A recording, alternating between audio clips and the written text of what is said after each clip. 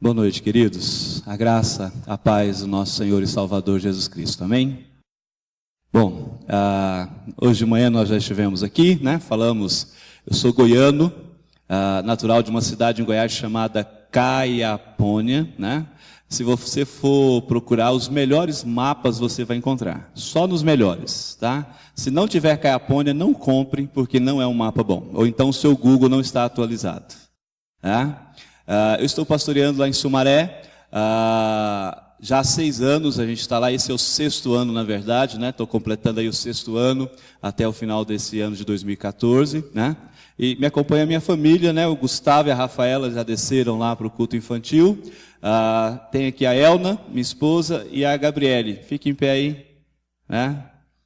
A Elna, a minha esposa é a menor, gente, não confunda, tá? A maior é a Gabriela, a minha filha mais velha. Está com 13 anos apenas, eu vou dizendo logo. E ela, por opção própria do pai, né? Só vai começar a namorar depois dos 23. Né, Bi? É isso que nós firmamos? Né? Você percebeu aí o apoio que eu tenho, né? Você viu o rostinho lá, né? Como eu disse hoje de manhã, queridos, estou aqui. Vocês sabem que está tendo um processo de sucessão pastoral. Mas eu queria que, como a gente fez um pacto de manhã, que você ouvisse a palavra como a palavra de Deus para o teu coração, a palavra de Deus para a tua vida nessa noite, né? Vamos ouvir nessa perspectiva. O que Deus quer? O que Deus tem? E o que Deus nos trouxe aqui nessa noite, a mim e a você, para poder falar ao nosso coração, falar na nossa vida. Ouça, receba a palavra de Deus nessa noite, nessa perspectiva, tá bom? Queria te convidar então, que você abrisse a sua Bíblia, no nosso texto, que nós vamos meditar, que é Filipenses capítulo 4, versículo 22.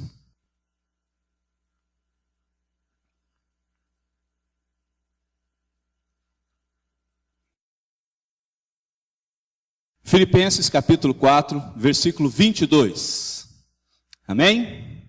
Todos juntos? Vamos lá?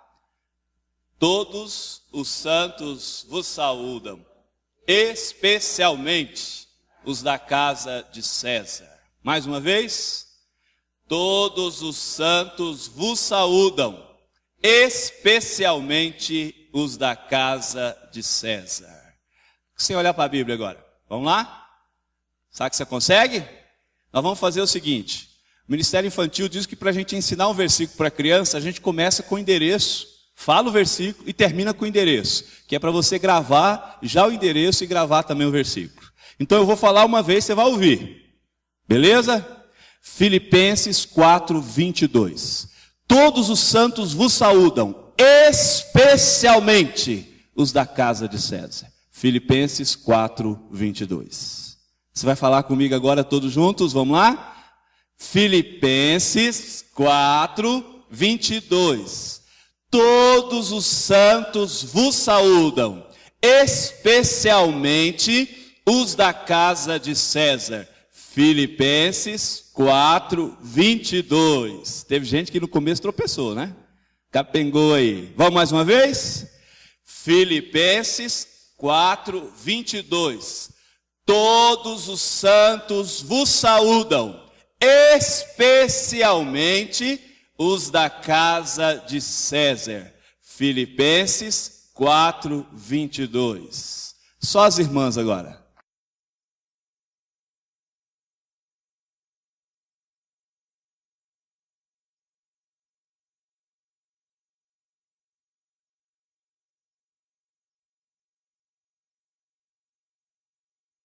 Muito bem, varões, não vai me decepcionar agora, hein? Você viu que as irmãs estão afiadas. Homens, vamos lá? Filipenses.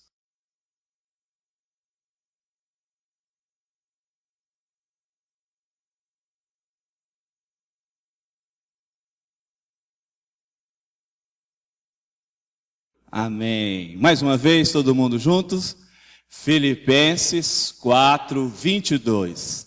Todos os santos vos saúdam, especialmente os da casa de César. Filipenses 4:22. Pai, em nome de Jesus, nós louvamos o Teu nome, te bendizemos nessa noite, neste lugar. E agora, Deus, o nosso coração estaciona diante do Senhor, para ouvir, ó Deus, a Tua palavra.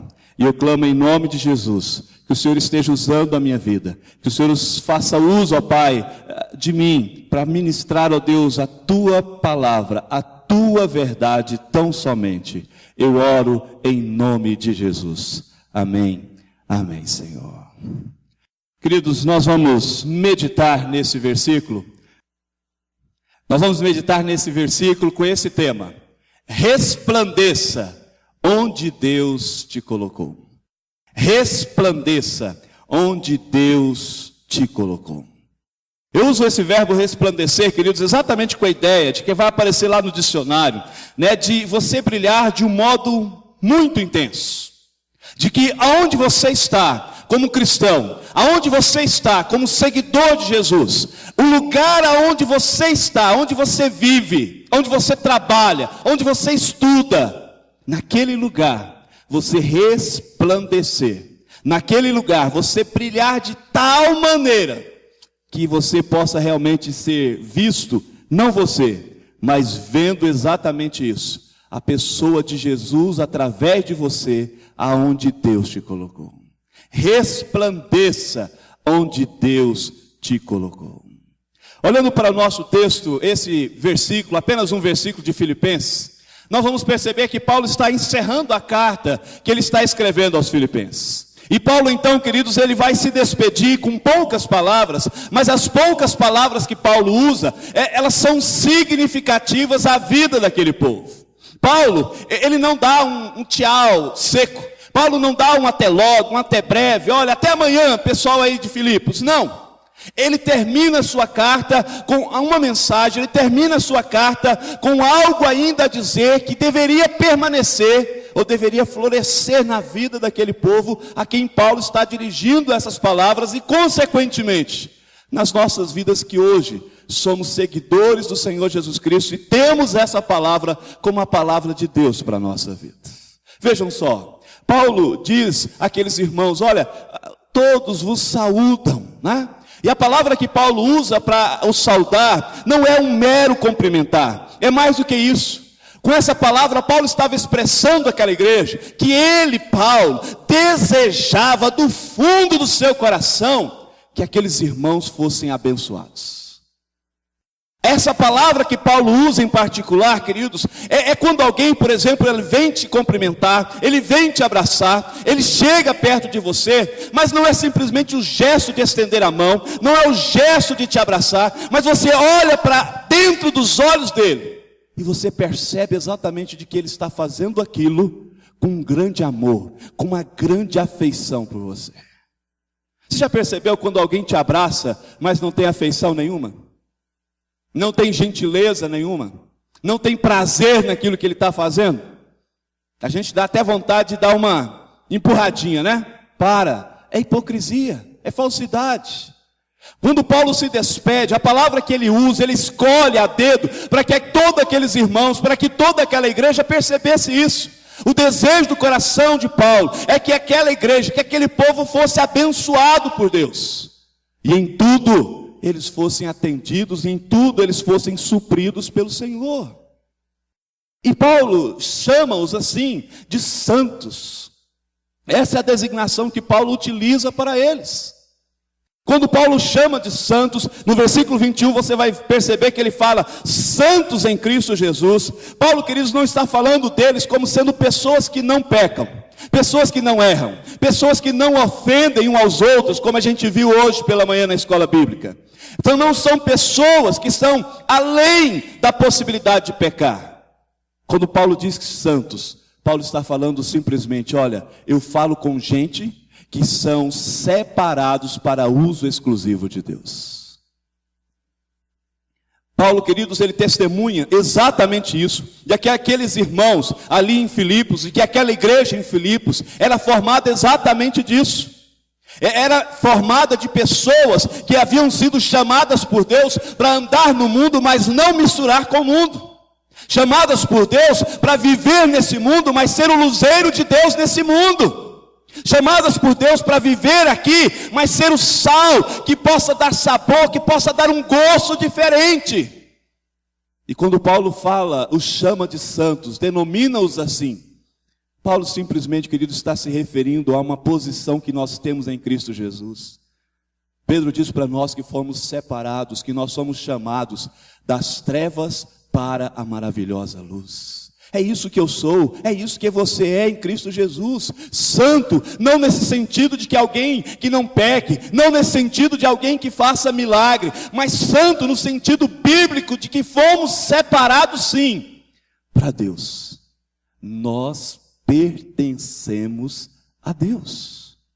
Eu sou santo, você é santa, você é santo, quer dizer, somos todos separados para Deus. Todos nós pertencemos a Deus. E aí Paulo, no nosso versículo, uma outra coisa muito interessante, ele usa essa expressão, né? Especialmente os da casa de César. Quando Paulo fala desses da casa de César, ele não está se referindo, queridos, àqueles que eram parentes do imperador, de César. Paulo não está se referindo a um grupo chegado, né, de César.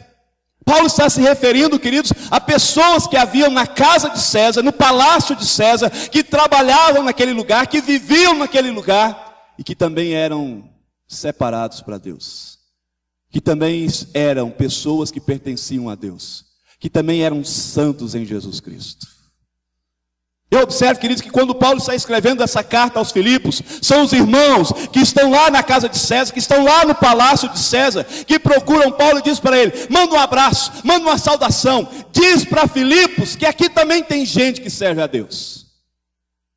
E quando Paulo põe isso para nós, ele está testemunhando exatamente de que lá na casa de César, lá no palácio do imperador, tem um grupo de pessoas que não se perderam, tem um grupo de pessoas que não se deixaram levar pelo tempo, pela sua época, pelas condições, pelas situações, pelo pecado. Tem um grupo de pessoas que estão servindo ao Senhor naquele lugar. Mas a grande pergunta, queridos, desse sermão e dessa noite é exatamente essa. O que há na casa de César? Para que esse grupo ele seja tido por nós e pelo apóstolo Paulo como sendo algo diferenciado, algo especial. Por que Paulo fala especificamente os da casa de César? Esse César, queridos, é Nero. E ele vai chegar ao poder com mais ou menos ali 17 anos de idade. César, esse título, conjugava nessa pessoa todo tipo de autoridade, todo tipo de poder. Ele tinha o poder político, né? Era aquela pessoa que era o top na lista, era o top ali na questão de quem é que mandava naquele império, quem era a pessoa que tinha voz naquele lugar. Era Nero, era César. Mas além do poder político, conjugava também nesse título, César, o poder religioso. As pessoas saíam pelas ruas e saudavam umas às outras, não era a graça e a paz do Senhor Jesus Cristo, era salve César. A saudação deles era exatamente dizendo o seguinte, olha, o nosso imperador é Deus. E o próprio César instituiu isso, o culto ao imperador. Instituiu que todos se dobrassem, ou que todos reconhecessem isso, que César é Deus. Naquele tempo, naquele momento específico da história, nós poderíamos estar reunidos como agora, para cultuar ao nosso Deus. Mas no início, na abertura, o presbítero amado precisava dizer o seguinte, nós abrimos esse momento saudando César. César é o Senhor. Aí ele poderia conduzir o culto, fazer a liturgia, eu pregar, nós irmos embora sem nenhum problema. Porque houve a saudação, houve o reconhecimento de que César era maior do que o Deus que nós iríamos adorar depois. Percebe? Que aquele tempo não era simplesmente um tempo de idolatria por causa dos feriados nacionais. Não era um tempo de idolatria simplesmente por causa de que um grupo de pessoas estão seguindo a um determinado Deus que não é o Deus verdadeiro. Era um tempo de idolatria, era um lugar de idolatria, porque o imperador, ele se intitulava como sendo Deus. E ele queria isso, que todo mundo o reconhecesse como Senhor. Então, irmãs, era assim. Naquela época, se o seu marido saísse de casa e alguém encontrasse com ele, e esse alguém conversando com seu marido, ouvisse do seu marido dizer que Jesus era o Senhor, pronto, seu marido não voltava para casa, era preso. E se ele sustentasse isso diante de um colegiado que Jesus era Senhor, ele seria morto, decapitado. Simplesmente isso. Aquele tempo era exatamente assim que as coisas se sucediam. O terror também, queridos, era a prática do pecado que havia ali no palácio, né, na vida de César e no palácio de César. Esse César aqui, queridos, a mãe dele havia assassinado o seu terceiro marido. E depois de 5 anos que ele subiu ao poder, ele mandou matar, ele mandou envenenar a própria mãe. Que filho bom, hein? Depois de ter assassinado a sua mãe, 3 anos mais tarde, ele manda agora matar a própria esposa.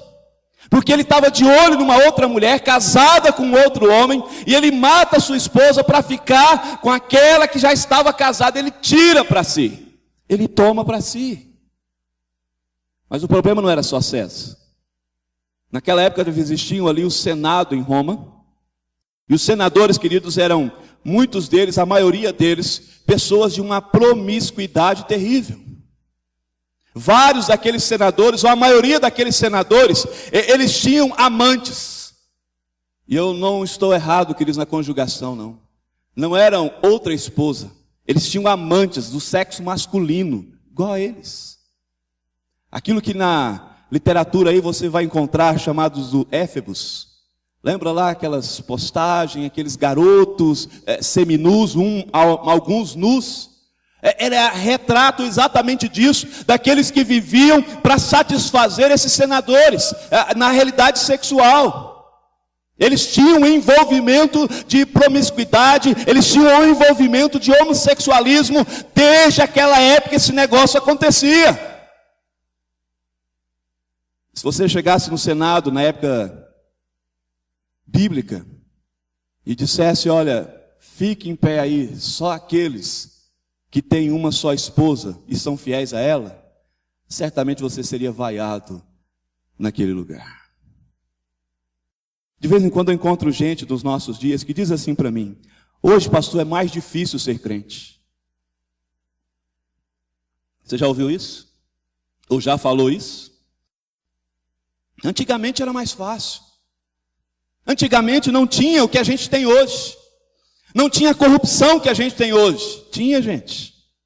Lá na casa de César, a situação não era diferente. As coisas aconteciam por debaixo do pano. As coisas eram decididas desse jeito. Antigamente não tinha essa promiscuidade que a gente vê aí, que assola a nossa vida, a nossa casa, a nossa vida constantemente. Tinha, irmãos. A mesma situação de pecado que a gente vê hoje existia naquele tempo.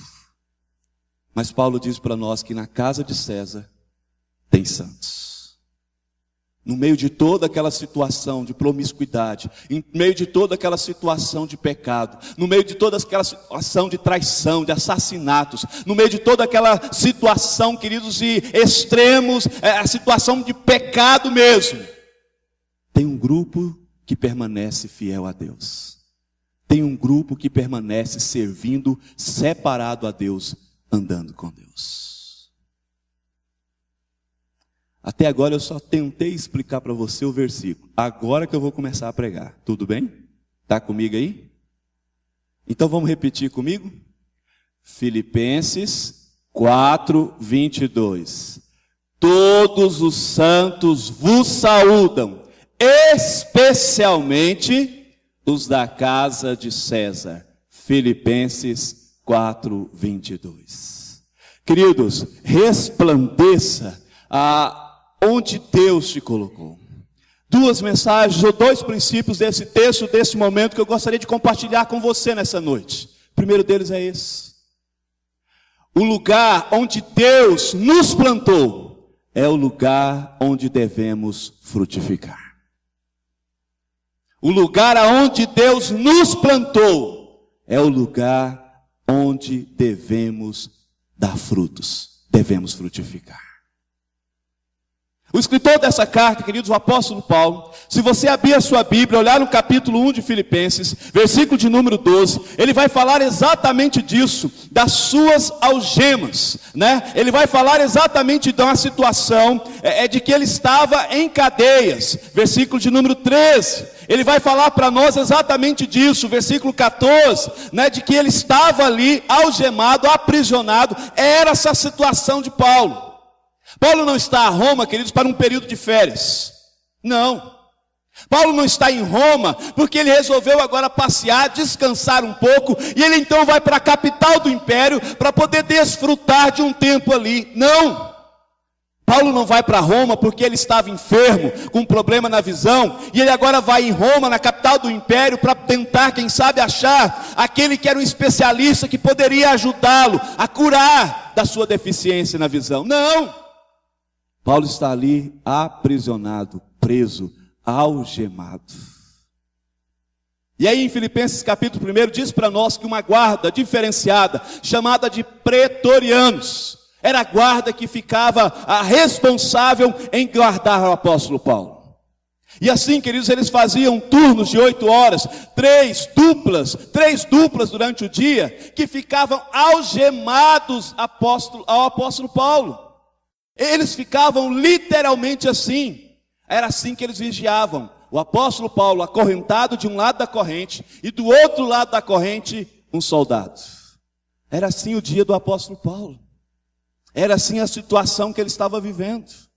Essa era a condição, queridos, de que ele está enfrentando.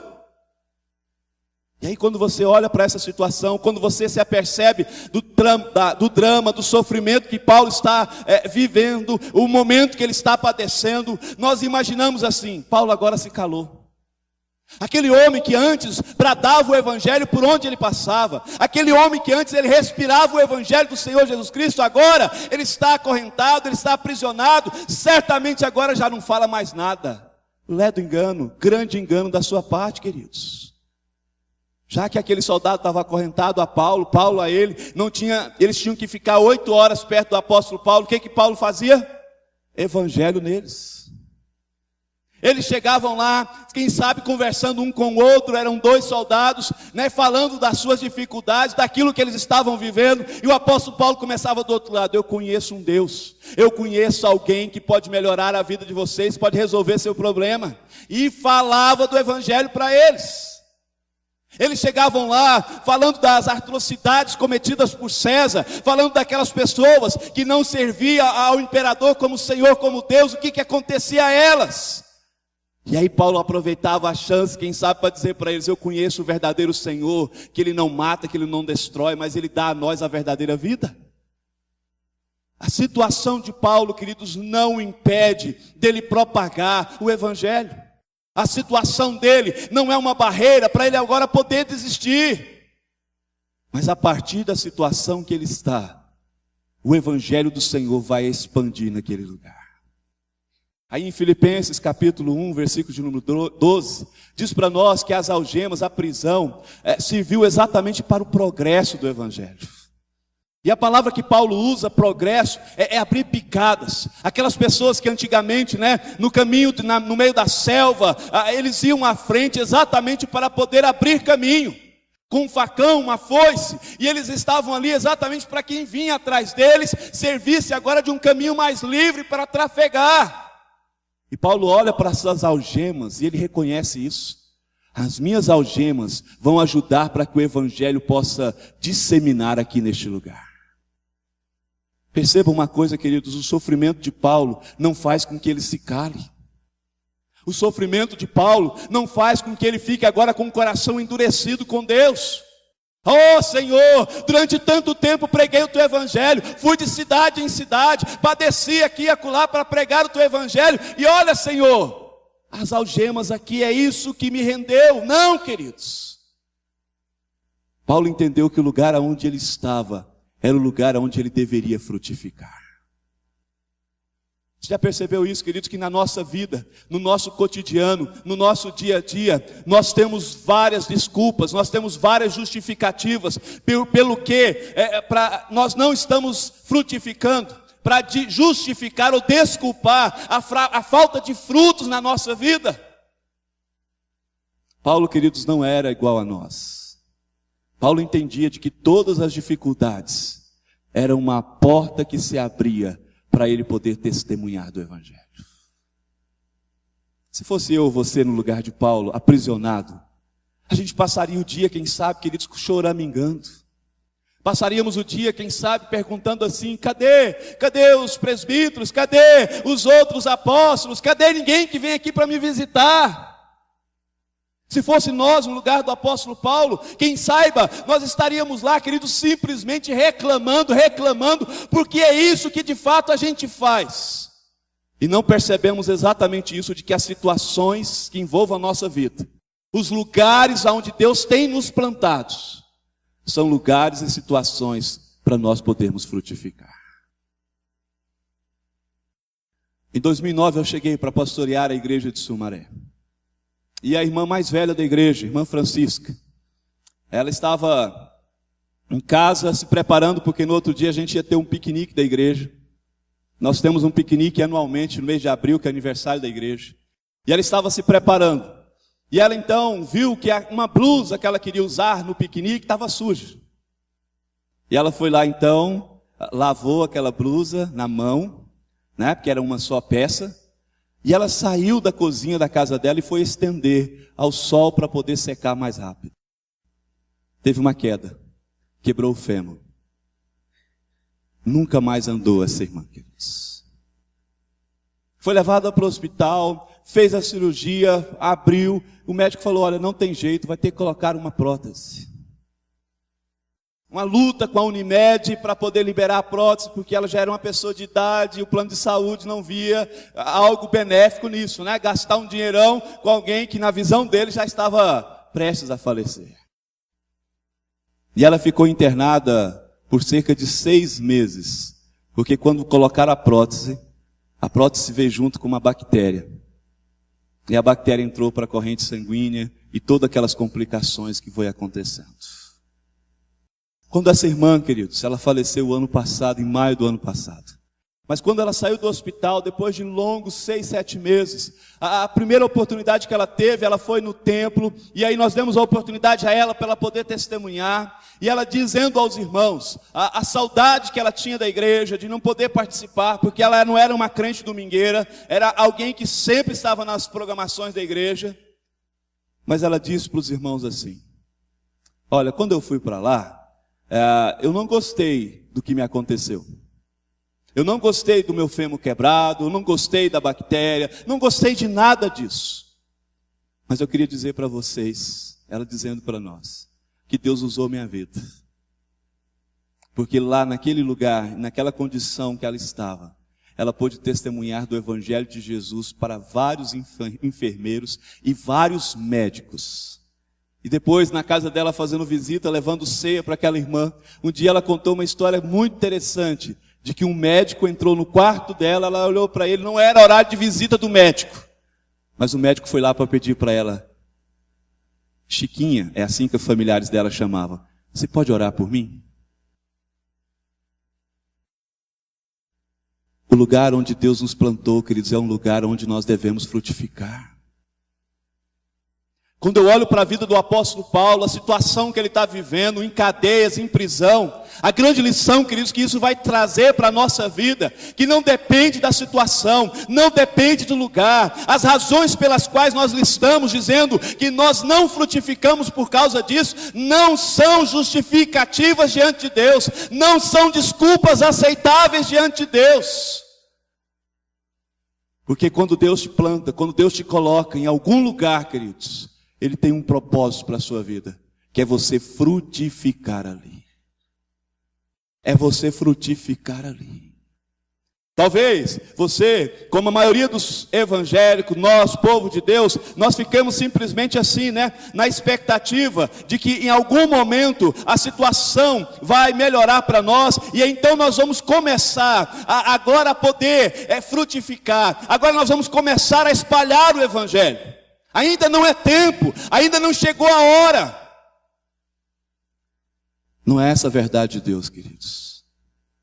Para você resplandecer onde Deus te colocou, você tem que entender que a situação, o lugar, é ali que Deus quer que você frutifique.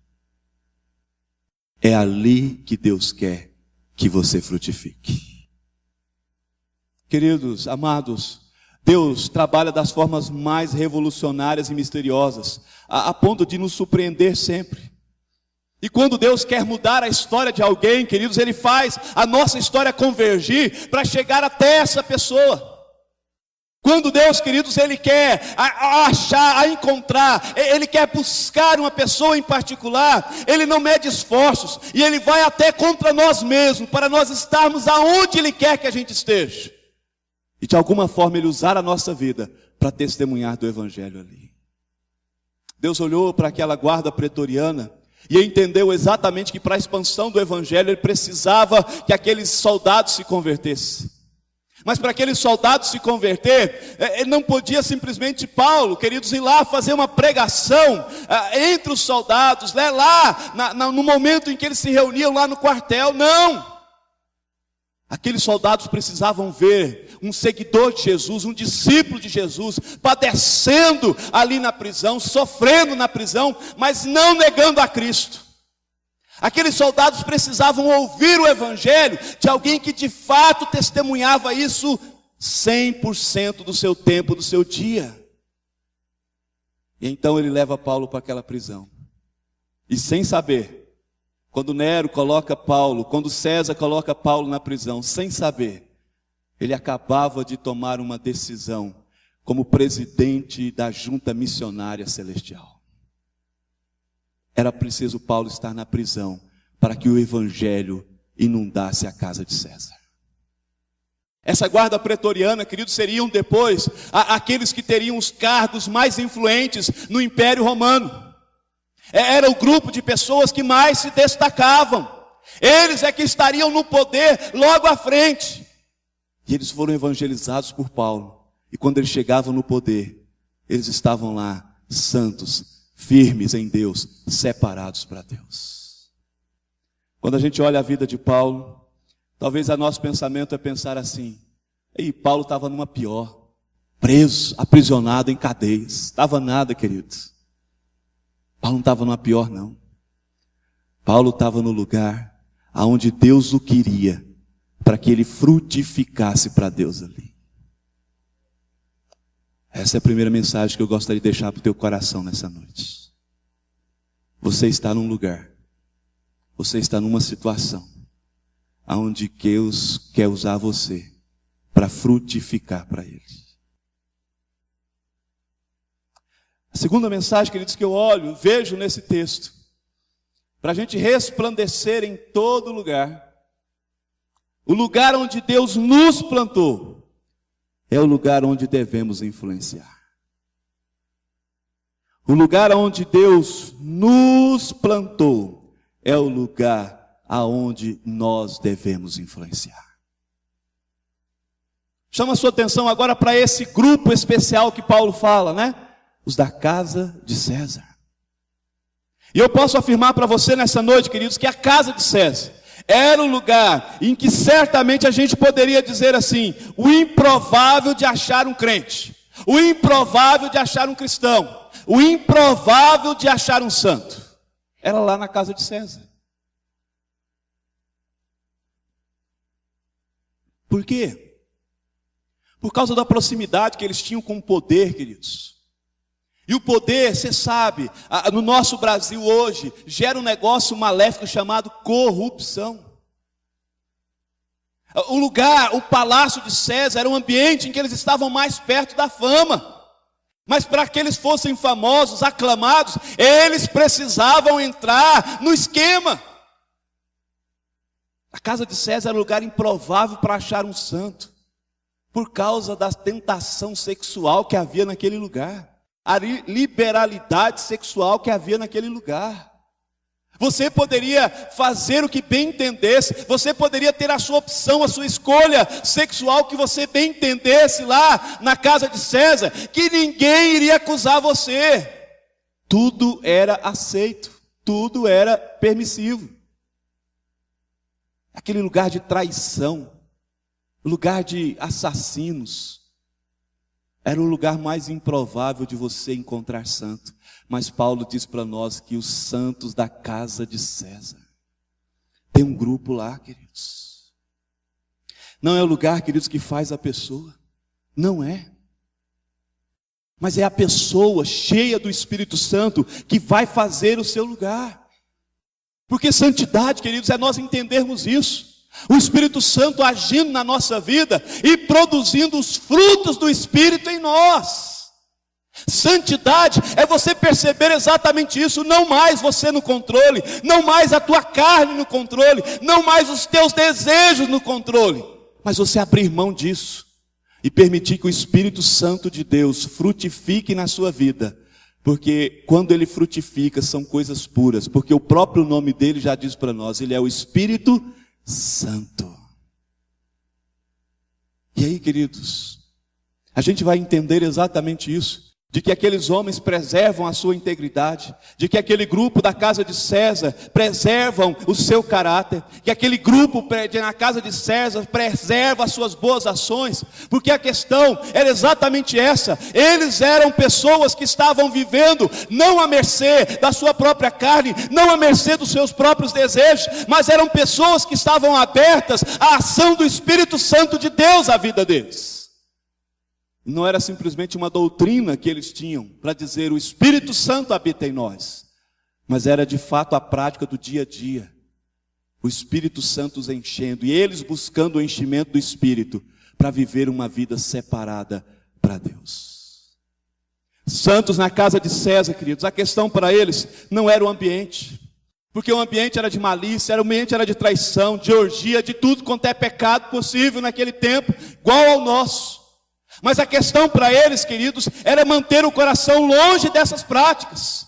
Eles estavam ali, viam as pessoas envolverem com esses pecados, viam as pessoas envolverem com essas práticas, mas o coração deles não direcionava para isso.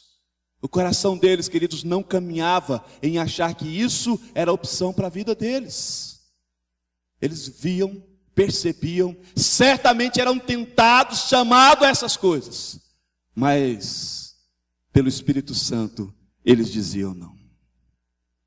Queridos, não é uma questão da gente mudar as circunstâncias, não é. Não é uma questão da gente mudar aquilo que está à nossa volta, não é. Não é uma questão, queridos, do nosso exterior agora brilhar. A questão toda, queridos, vai começar aqui, dentro da gente, no nosso coração. É lá que a mudança precisa acontecer. Porque se não houver uma mudança no teu coração, você não vai influenciar, mas você vai ser influenciado aonde você está.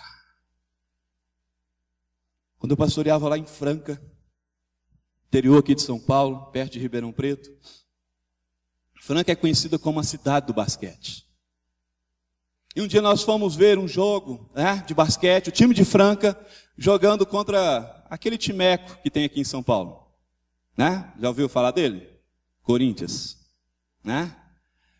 E no time do Corinthians jogava o Oscar. Não sei se você que gosta de esporte, acompanha aí, lembra disso. Mas o Oscar jogou pelo Corinthians basquete. E ele foi jogar em Franca contra o time de Franca. E eu fui com a minha esposa, nós não tínhamos filhos naquela época, e foi um grupo de meninas jovens lá da nossa igreja com a gente. E nós sentamos, e naquele ginásio, mais ou menos umas 5.000 pessoas, gritando, cantando, torcendo. E de repente, quando o Oscar entra na quadra e começa lá a se aquecer, bater bola, jogar e a bola cair, o pessoal começou a xingar o Oscar. A torcida começou a cantar uma musiquinha, difamando ele, falando palavrões contra o Oscar. E para meu espanto, as moças que estavam com a gente, que eram minhas ovelhas da igreja, começam a cantar a mesma cantiga, a mesma canção, falando os mesmos palavrões que todo mundo que estava ali. Porque na cabeça delas, queridos, elas não estavam no culto, no templo. Na cabeça delas, elas estavam num ambiente de que aquilo era a coisa mais normal, mais comum, e elas cantarem aquele negócio não a difamava de maneira alguma, não difamava o nome de Cristo, porque elas estavam no meio de gente que estava fazendo aquilo. É impressionante isso, queridos, mas muitos cristãos agem assim. Ao invés de influenciar, eles se deixam levar. Se deixam levar. Eu tenho um primo, sobrinho de minha mãe, e esse primo, queridos, desde pequeno ele sempre destacou no negócio de como ele tem, né, a lábia boa. Você conversar com ele hoje, sentar com ele, ele conta a história da vida dele para você. Eu duvido que você não vai abrir a carteira e pegar uma nota de R$100 e dar na mão dele. Porque ele sempre teve uma lábia muito boa. E é impressionante isso, queridos, depende com quem ele anda. Para ele poder ser uma pessoa de caráter, para ele poder ser uma pessoa que esteja servindo a Deus na igreja, andando uma vida correta, santa, ele precisa estar no meio de gente que faça isso. Porque se ele se envolveu com alguém, uma pessoa aproximou dele, que já pensa diferente, ele se deixa levar. Ele se deixa levar. Minha esposa é de Barra do Garças. E um dia a gente estava em Barra do Garças, eu saí com o Gustavo, a gente foi numa loja de brinquedos para comprar um brinquedo para minha sobrinha, e eu o encontrei. Eu encontrei na rua lá em Barra do Garças, Mato Grosso isso. E ele estava vindo de lá para cá, eu parei no semáforo, buzinei, e aí? Ele olhou para mim, quando ele virou uma cruz de madeira, você conhece aquela cruz de madeira? Sabe do que eu estou falando, né? Filho de Maria, né? Aí eu perguntei para ele, o que é isso aí, cara? Aí eu fui saber da história. Ele foi num acampamento de carnaval junto com o pessoal da igreja católica romana, e lá teve um apelo para se converter a Maria, e ele caiu de 4, nem foi de joelho, né? Caiu de 4 lá para se converter a Maria. À tarde, final da tarde, eu estava na casa da minha tia, que também é tia dele. Aí ele chegou, e ele já abriu a camiseta, olhou para mim, e postou assim, já joguei fora. Depende do meio que ele está. Assim que ele vive. Eu queria te lembrar, queridos, que Jesus disse para nós assim, olha, vós sois o sal da terra. Você lembra que isso está na Bíblia? Vós sois a luz do mundo. Você lembra que isso está na Bíblia? Ele está dizendo para nós, queridos, exatamente da capacidade que deve haver em nós, como santo, como povo de Deus, de nós gerarmos uma influência no meio aonde a gente está, no meio que você vive. Não é a luz, não é o sal sendo tomado por aqueles que estão à sua volta, mas é nós, luz e sal, influenciando, gerando bênção na vida daqueles que estão à nossa volta. Assim foi com José, a gente estudou hoje de manhã, né, a vida desse servo de Deus. Quando ele chegou na casa de Potifar, lembra? A esposa de Potifar botou os olhos nele, é um menino bonito, é galanteador, e ela então, né, vai para cima dele, quer se deitar com ele, José diz, não. Por que José diz não?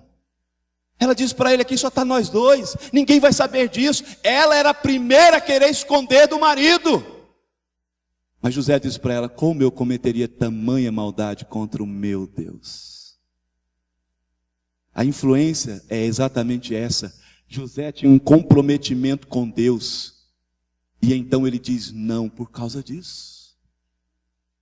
Um outro homem de Deus, um outro servo de Deus chamado Daniel, que é arrancado lá da sua casa, levado por Nabucodonosor para a Babilônia, como cativo, né, como escravo. E ele chega naquele lugar, e ele fica ali, o começo da sua história, ele diz ali para alguém que cuidava deles, olha, eu não vou comer dessas iguarias. Sabe por quê, queridos? Porque as iguarias que eram servidas a eles, eram iguarias que primeiro eram consagradas a alguns deuses. E aí Daniel diz, não, eu tenho um Deus a quem eu sirvo, e eu não vou misturar com esse negócio. Traz para mim aí alguns legumes, traz para nós verduras. E eles durante 10 dias só comeram isso. E quando eles foram examinados, vistoriados, descobriu exatamente isso, de que ele, Daniel e os seus companheiros que não se deixaram contaminar, eram mais formosos, mais fortes do que aqueles que comeram as iguarias do rei, que estavam consagrados aos deuses. E esse Daniel, queridos, ele vai ser na sua época um primeiro ministro ali de Nabucodonosor. Ele vai chegar ao reinado, naquele reino, a essa posição política, né? O primeiro-ministro. E aqueles que estão em volta de Daniel resolvem que querem pegá-lo em alguma coisa. Mas olham para a vida dele e descobrem o quê? Daniel não tem nada de corrupção, Daniel não tem nada de infidelidade, Daniel não tem nada que possa dizer para ele e apontar para ele. Nisso ele estava errado. E eles então vão criar uma lei para jogar Daniel na cova dos leões. Daniel, queridos, tinha uma resolução dentro do coração dele. Ele poderia até morrer, mas nunca ele seria infiel a Deus. O lugar onde Deus nos plantou, queridos, é o lugar onde nós devemos influenciar. Nós precisamos tomar uma resolução dentro do nosso coração, de que nós não seremos levados, de que nós não seremos conduzidos, que nós não nos deixaremos, agora o ambiente que estamos, a situação que nos cerca, as pessoas que estão à nossa volta, influenciar a nossa vida, mas nós, como santos de Deus, nós tomamos uma postura de vida de que as pessoas que estão à nossa volta serão influenciadas pelo poder do Evangelho, pela nossa prática de caminhada de vida. Eu queria alertar você nessa noite, que Deus, queridos, Ele não aceita o ambiente que você vive como desculpa para você não ser a bênção que Ele quer, que Ele deseja, que Ele fez de você. Não pense, meu querido, que você vai chegar diante de Deus lá na frente e você vai dizer para Ele assim: Senhor, olha só, sabe aquele lugar, sabe as pessoas, o Senhor conheceu aquele patrão, o Senhor conheceu aquele colega de trabalho, olha, o Senhor conheceu a esposa que eu tive, o esposo que eu tive, olha, o Senhor conheceu a sogra que eu tinha. Nada disso vai justificar, queridos. Nada disso vai justificar. Deus te plantou aonde você está, para que você possa influenciar. E se você está sendo influenciado e não influenciando, saiba de que Deus não aceitará nenhuma desculpa quanto a isso. Queridos, Deus quer fazer história com a sua vida. Mas para Deus fazer história com a sua vida, Deus primeiro precisa que você esteja de fato vivendo uma história comprometida com Ele. De fato, vivendo uma história comprometida com Ele. O lugar onde Deus nos plantou é o lugar que devemos influenciar. Para a gente refletir, pensar um pouco e tornar isso prático na nossa caminhada. Para que amanhã, segunda-feira, terça-feira, eu não vou estar mais aqui em São Caetano, mas essa palavra ela possa de fato está na tua vida. Eu queria apenas deixar uma frase com você. Deus, queridos, pode ter nos plantado em um ambiente perverso, mas nós precisamos vê-lo, o ambiente onde nós estamos, como nosso campo de missão. Uma grande oportunidade para frutificarmos, se formos cheios do Espírito Santo que nos santifica. Eu queria que você entendesse exatamente essa realidade, de que nós não poderemos, de maneira alguma, estarmos frutificando, influenciando, se nós não deixarmos o Espírito Santo de Deus tomar a nossa vida por inteiro e por completo. E eu queria concluir nessa noite com você. Esse versículo, ele traz para nós, queridos, essa verdade, que é preciso resplandecer aonde Deus te colocou. Ele traz para nós uma mensagem para dizer para nós que é possível ser santo em todo lugar. É possível ser santo em todo lugar. Se Deus te colocou na política, é possível ser santo na política, sim. Basta você tomar uma decisão de que você vai ser santo lá. Se Deus te deu um emprego público, e você conhece exatamente todas as tramóias que há naquele ambiente, é possível ser santo naquele lugar. Se você está trabalhando na rede privada, é possível ser santo naquele lugar. Se no seu momento agora você está na faculdade, é possível ser santo naquele lugar. É possível ser santo na nossa casa, na nossa família, dentro do nosso lar. É possível, queridos, que nós tenhamos santos no ministério, no pastorado, na política, na faculdade, em todo e qualquer ambiente, em todo e qualquer lugar. É possível ter santo. Mas para que isso aconteça, que você seja santo aonde Deus quer que você resplandeça, frutificando e influenciando para Ele, você precisa tomar uma decisão pessoal por Jesus. De que você vai resplandecer, de que você vai brilhar de uma forma tão intensa a pessoa de Jesus na sua vida, que todos à sua volta vão vê-lo através de você. Fique em pé.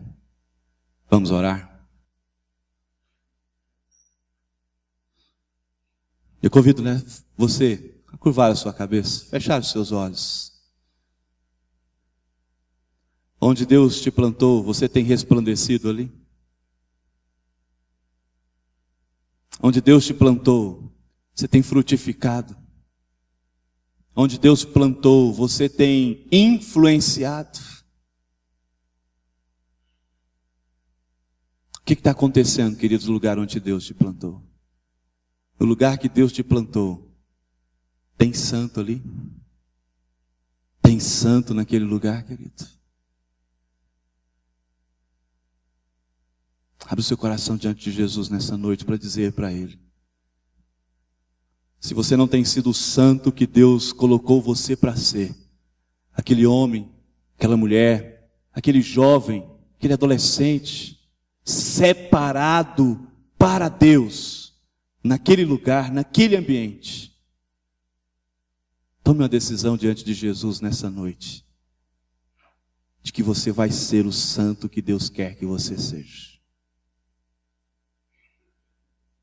Tome uma decisão diante de Deus, de que você nunca mais vai usar como desculpa as dificuldades, as complicações do lugar, do ambiente, do tempo que você está passando.